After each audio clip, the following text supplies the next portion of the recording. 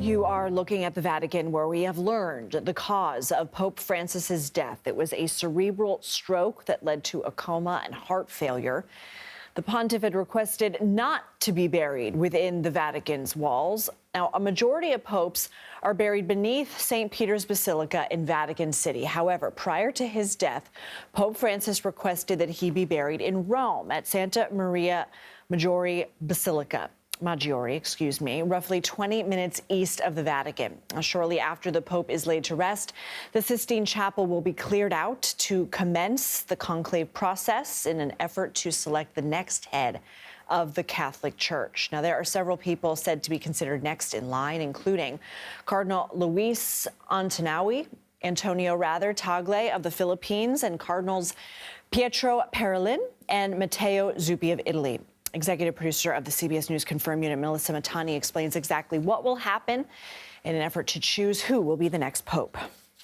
The process to elect a pope is known as conclave, Latin for conclave, which translates as with key, because the voting takes place in top secret, with cardinals, the church's most senior officials, locked in the Vatican's Sistine Chapel. Here's how it works. First, the electors are chosen. These are cardinals who are less than 80 years old, and there are only 120 spots.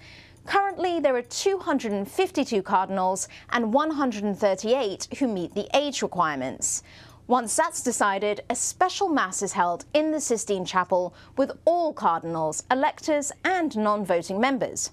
The electoral cardinals pledge on a Bible an oath of absolute secrecy.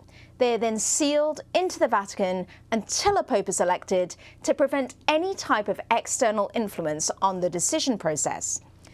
Inside, each cardinal will write his choice on a piece of paper and then place it in a large chalice that's located in front of Michelangelo's fresco of the Last Judgment.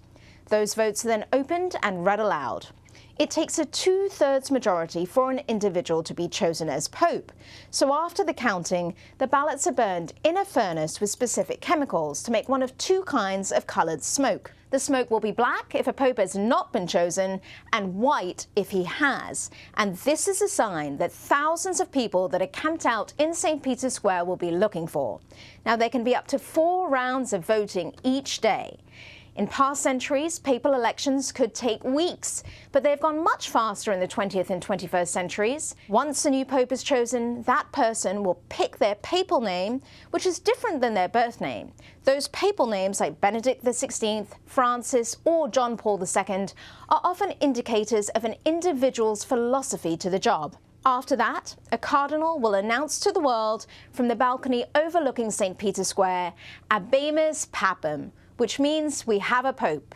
The new pontiff then introduces himself to the world.